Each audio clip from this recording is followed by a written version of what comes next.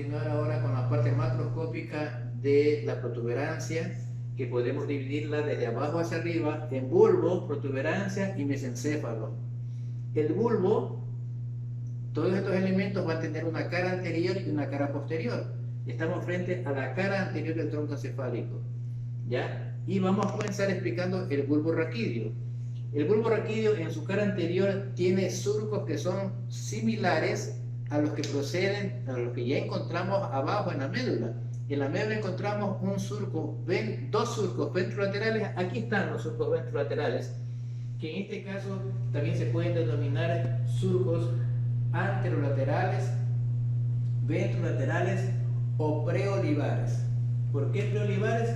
Porque está delante de esta estructura de aquí, de este núcleo, de esta bolita de aquí, que se llama las olivas vulvares. Existe un surco mediano anterior o ventromedial que también se encuentra en la médula y que se continúa aquí, ¿no?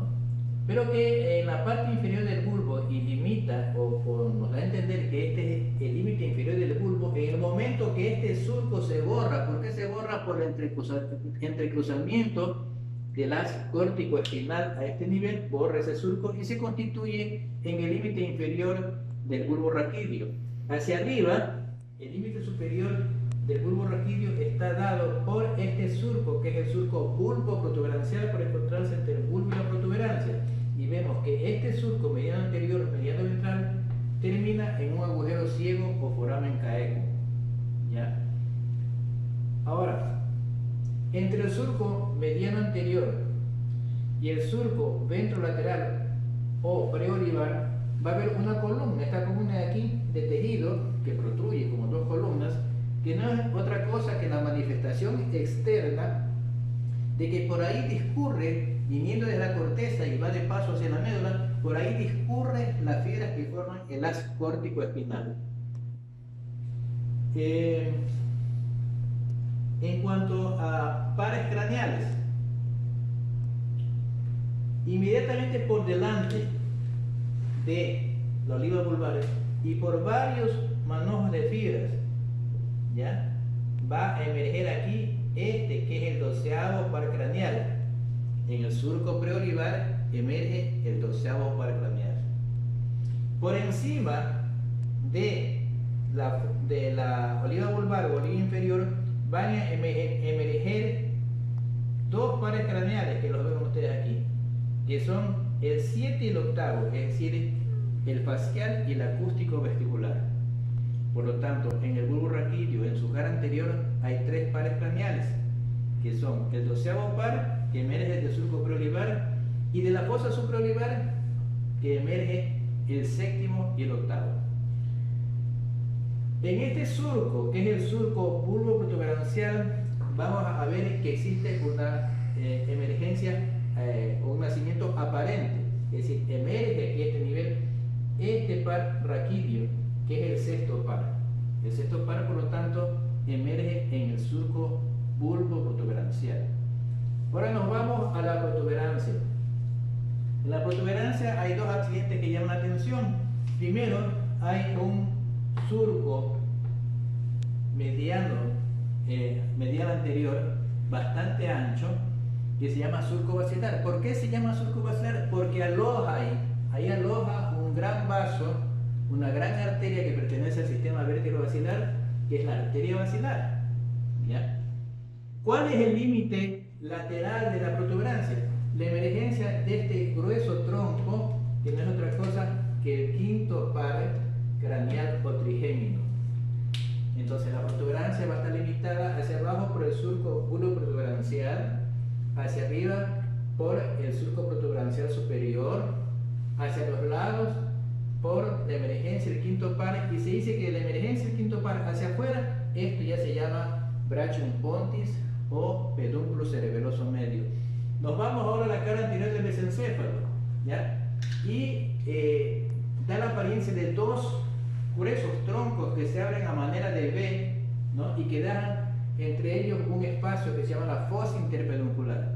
En esa fosa interpeduncular, estos que son los pedúnculos cerebrales del mesencéfalo en su cara anterior, en esa fosa interpeduncular nace un importante par craneal, que es el tercer par o motor ocular común, y ya veremos de qué movimientos oculares se encarga.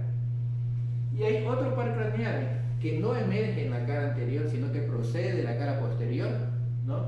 Que es el cuarto par troclear o patético, ¿no? Que emerge por debajo de los pedúnculos, por debajo de los tubérculos cuadrigémenos inferiores en la cara posterior, pero que abrazando al mesencéfalo, los tubos cerebrales, vienen y aparece hacia adelante.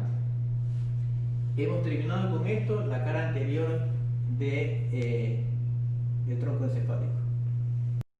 Dentro de este apresuramiento quiero pedirles disculpas y recordarles que, a pesar de que conste en el dibujo de la cara anterior, se me escapó 3 pares craneales que nacen por el surco dorsolateral del bulbo raquídeo. Como ustedes verán en el dibujo, está el 9, 10 y 11, grosso faríngeo, vago y espinal, que nace por el surco retroolivar del bulbo raquídeo. Nos vamos a la cara posterior. En la cara posterior llama la atención la presencia de una gran cavidad, ¿ya? De una gran cavidad a manera de rombo, que se llama, por eso también se le dice fosa romboidea. Este es el cuarto ventrículo. ¿Qué es el cuarto ventrículo? No es otra cosa que una dilatación ventricular que se encuentra entre la protuberancia hacia adelante y el cerebelo hacia atrás. Quiere decir que para nosotros poder estudiar el piso, este es el piso del cuarto ventrículo, tenemos que cortar los pedúnculos cerebelosos medios, los pedúnculos cerebelosos superiores, los pedúnculos cerebelosos inferiores y retirar el cerebelo para tener accesibilidad a ver el piso del cuarto ventrículo. En el piso del cuarto ventrículo vamos a encontrar un surco medial, ya mediano posterior sería, ya llamado también tallo del cálamo, y a ambos lados vamos a encontrar 2 surcos llamados surcos limitantes o surcus limitans, ya. En la parte inferior hay la denominada el triángulo gris o triángulo del neumogástrico, ¿ya? Por fuera del surco limitante vamos a encontrar el área vestibular, ¿ya?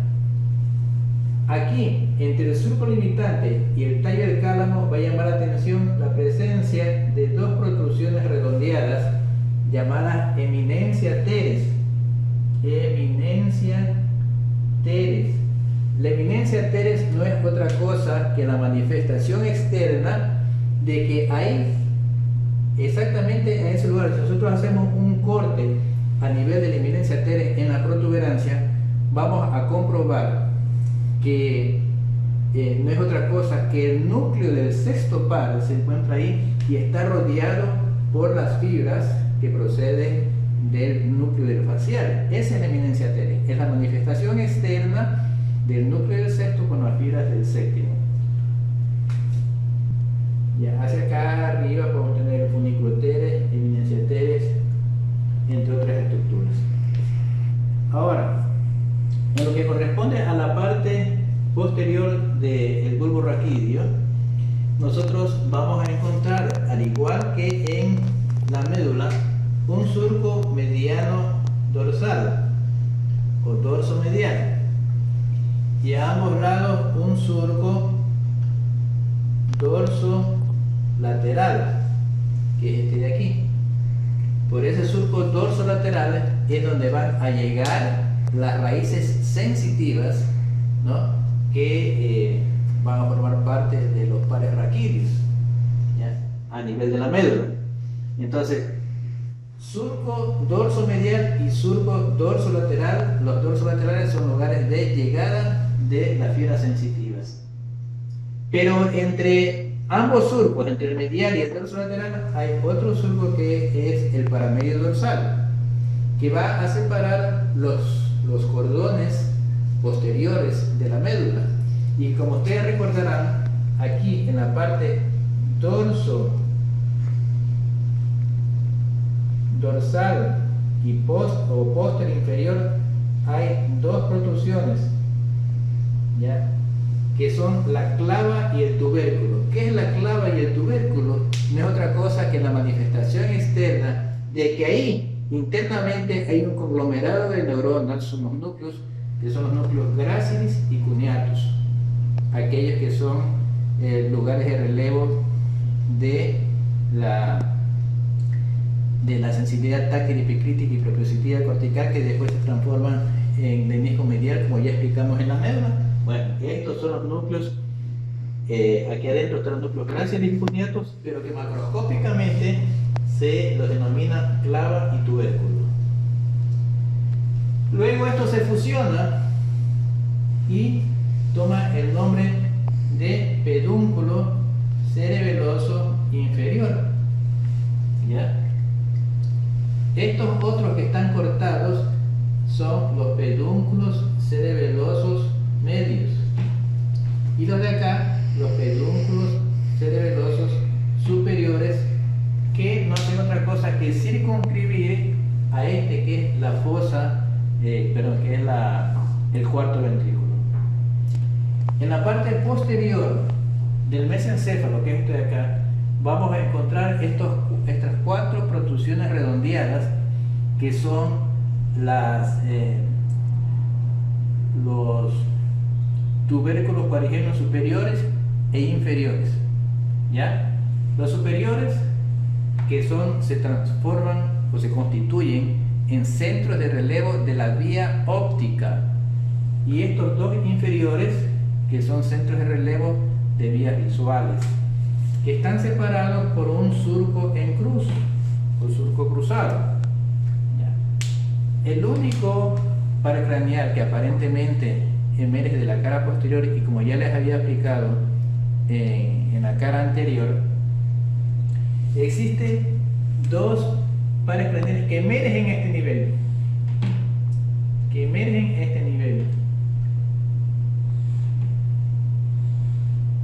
¿ya? Es decir, inmediatamente por debajo de los tubérculos parigémenos inferiores, y abrazan a los pedúnculos cerebrales, en este caso la lámina, todo esto aquí se llama lámina parigémena, para emerger en la cara anterior, y que son el cuarto par troqulear o patético. Eso, en términos generales. Buenas tardes, señores alumnos. Vamos a avanzar en esta ocasión con lo que corresponde a la parte microscópica. Ya vimos la parte macroscópica del tronco encefálico, en la que nos va a servir de mucho el conocer los accidentes anatómicos, porque en función de estas estructuras es que vamos a hacer cortes a determinados niveles, ¿no? Que nos permitirán identificar estructuras. La parte más inferior del tronco encefálico ya dijimos que es el bulbo raquídeo.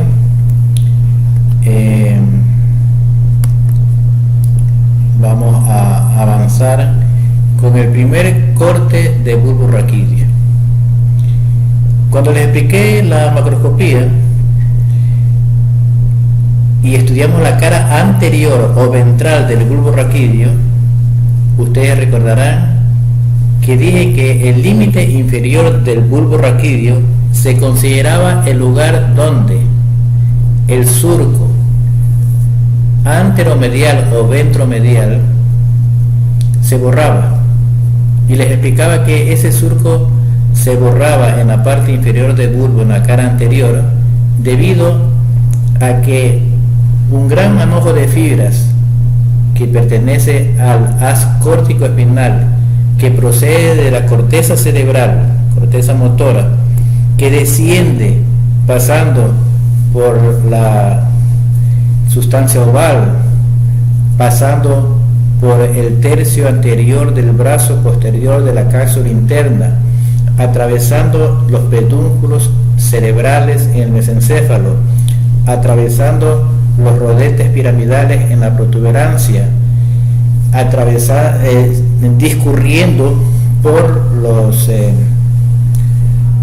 las columnas que se conocían con el nombre de pirámides vulvares, ¿ya? Que no es otra cosa que por ahí vienen descendiendo estas fibras que vienen de la corteza y que van de paso hacia la médula.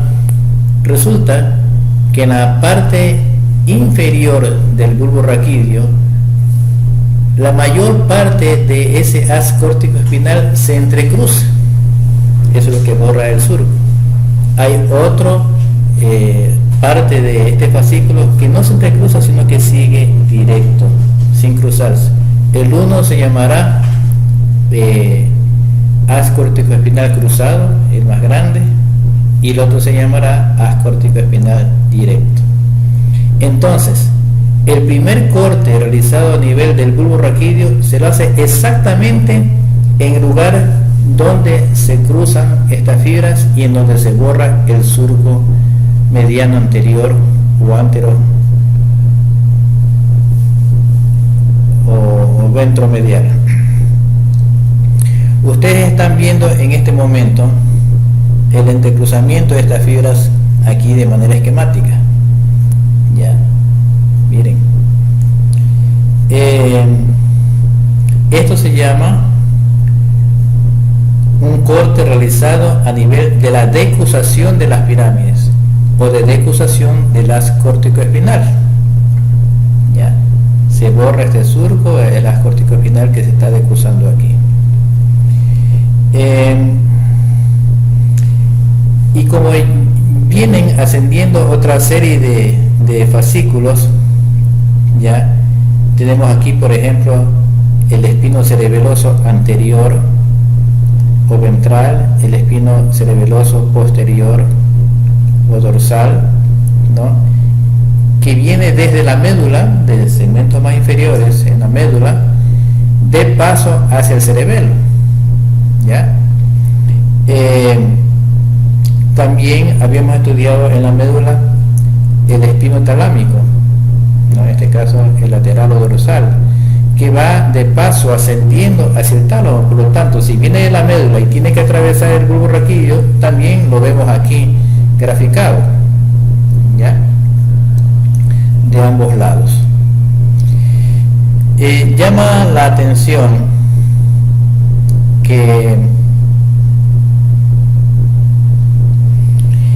también está presente aquí este núcleo,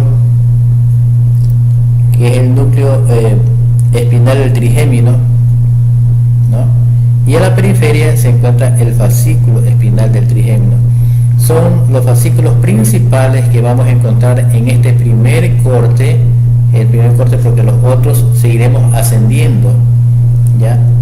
En la parte posterior nosotros vamos a encontrar dos núcleos, hacia adentro el núcleo gracilis, hacia afuera el núcleo cuneatus, y hacia la periferia los fascículos correspondientes.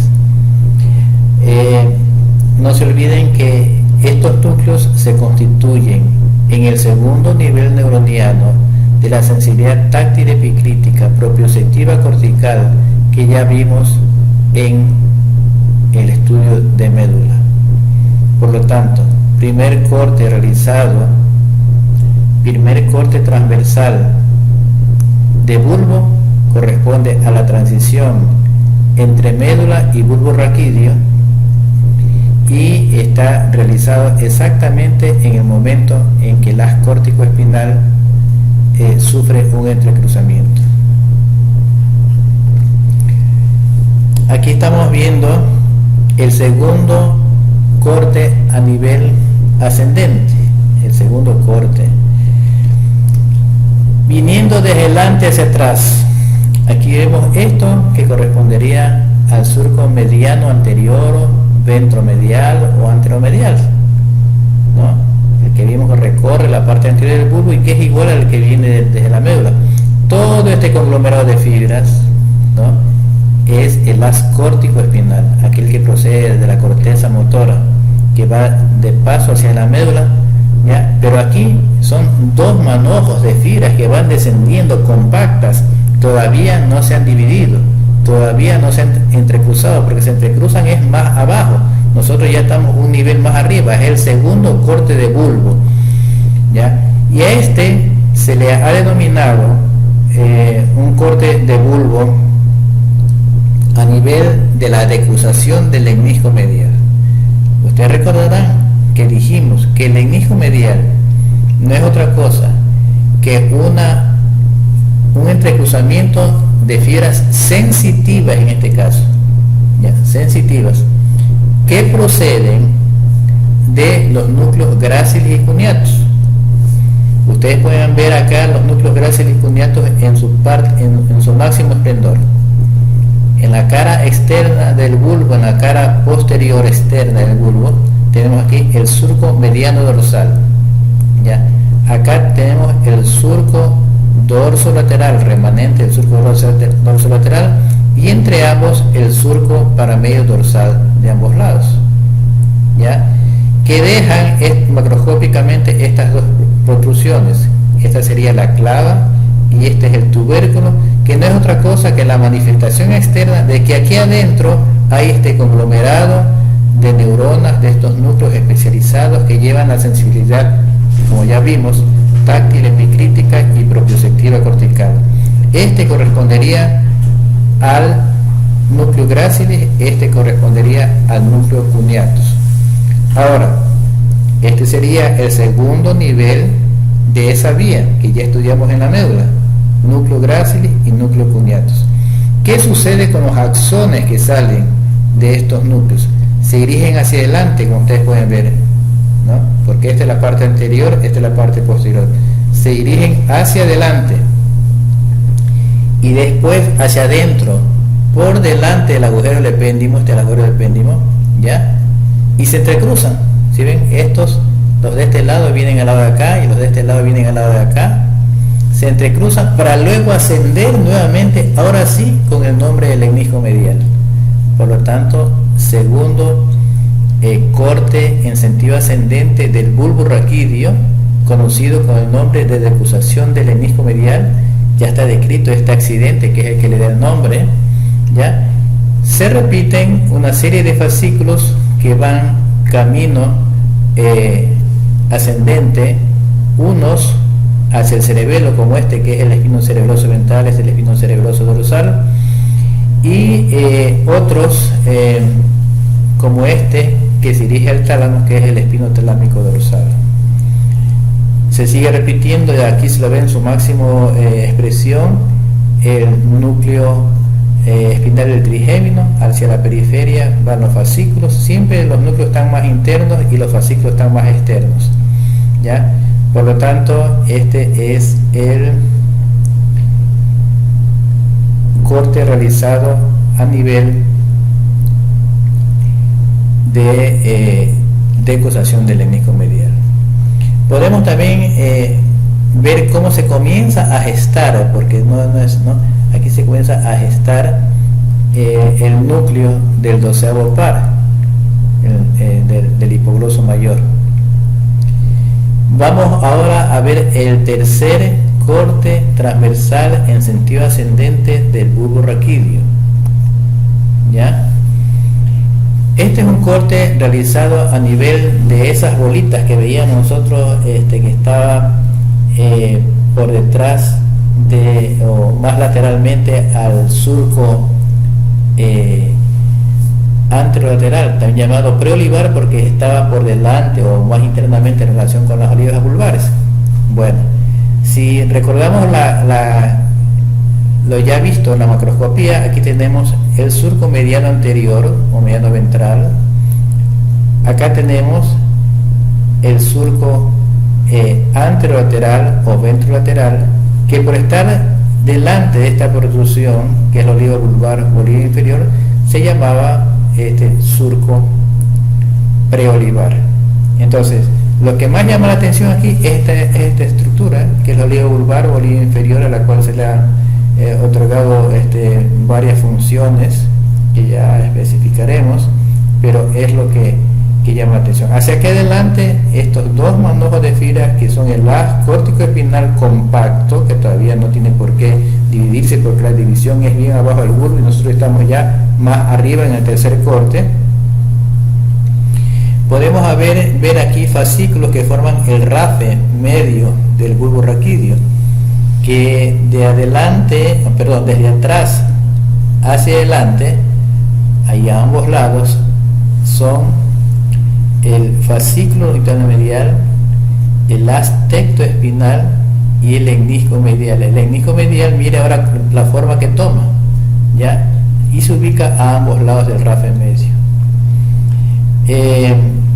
Ya podemos ver cómo el nervio vago se constituye por varios raíces y se constituye en esta emergencia que por el surco retroolivar.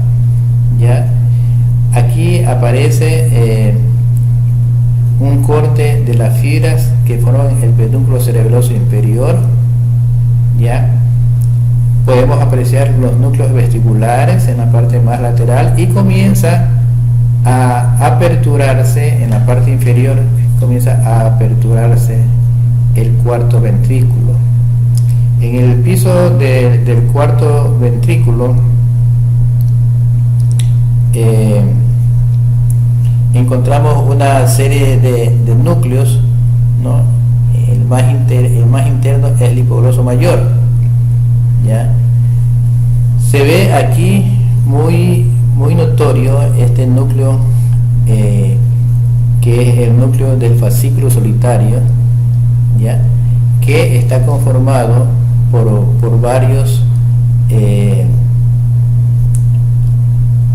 otros núcleos, ¿no? O proceden o se integran, ¿no? El núcleo del fascículo solitario. Por lo tanto, en este corte, que es un corte en el tercio medio de las olivas, lo que más va a resaltar pues son las olivas vulvares, olivas inferiores, hacia adelante el haz corticoespinal, ¿no? Un solo manojo, el rafe medio, ¿no? Fascículo longitudinal medial, tectoespinal. El fascículo longitudinal medial, ya veremos, tiene que ver con los movimientos óculo-cefalógiros, es decir, en la coordinación de los movimientos de los ojos en el giro con la cabeza. El tectoespinal, que también tiene función relacionada y que procede desde el tecto del mesencéfalo y va camino hacia la médula, y el lecnisco medial, que ya explicamos en el corte anterior cómo se forma. Acá tenemos el cuerpo restiforme, esto aquí son manojos de fibra o pedúnculos cerebelosos inferiores, el núcleo del fascículo solitario, acá en el centro el núcleo del hipogloso mayor, tiene que ver con el movimiento de la lengua, y cómo se comienza a aperturar el cuarto ventrículo hacia abajo. También podemos ver ya uno de los núcleos vestibulares, ¿no? El inferior, que ya lo comprometemos aquí, y más hacia arriba encontraremos los núcleos cocleares en los cortes más superiores. Entonces,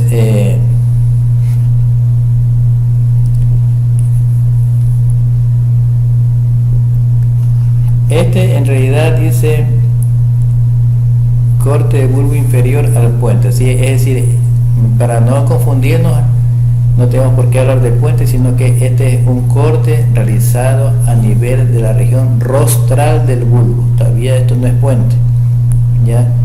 ¿Qué estructuras nuevas aparecen aquí? Porque las otras ya son conocidas, ¿ya? Aparecen nuevos núcleos vestibulares, como en este caso el vestibular medial. El cuarto ventrículo ya se abre en su máxima expresión. Vemos también el velo medular inferior, el núcleo dorsal del vago, ¿ya? El rafe medio se sigue conservando. Aquí hay una serie de estructuras difuminadas que se llama la formación reticular de Moruxo y Magún, que se constituyen en una serie de núcleos y de fibras entretejidas a manera de red, por eso lo de reticular, ¿no? Y que no es otra cosa que sirven de moduladores en el funcionamiento de los otros núcleos,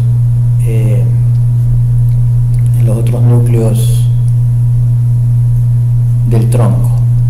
Ahora, en la parte más rostral del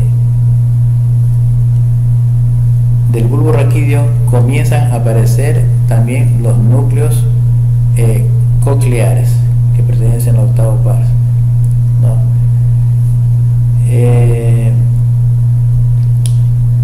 Esta es la parte superior del tracto espinal del trigémino. Ya dije que un nuevo núcleo vestibular es este, que es el núcleo vestibular lateral, pero yo me animaría a señalar de que aquí se debe ver el núcleo coclear ventral y acá el núcleo coclear dorsal, que entre otras cosas va a circunscribir al pedúnculo cerebeloso inferior.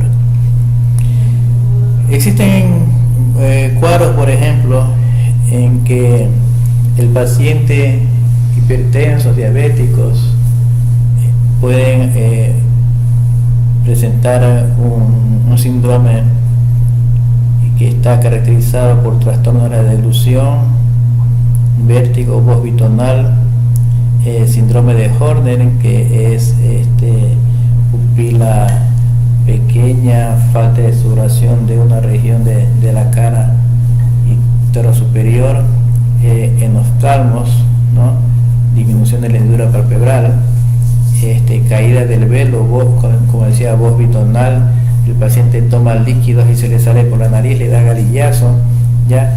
Está originado por el compromiso de esta zona lateral del bulbo, y es como consecuencia de oclusión de una arteria que es la pica o la arteria cerebelosa posterior inferior, y que se denomina síndrome medular de Wallenberg, que ustedes pueden adentrarse en consultarlo más detenidamente. Por ahora eso.